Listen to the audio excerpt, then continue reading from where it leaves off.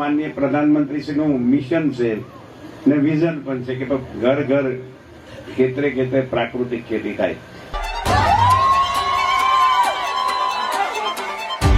મોદી સાહેબ જે રીતે આપણા માટે કરી રહ્યા છે કે કેવું લાગે છે?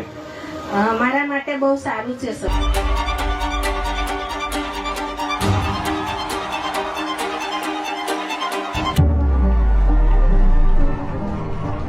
મારી પોતાની આવક વર્ષની 3 લાખ સુધીની આવક છે.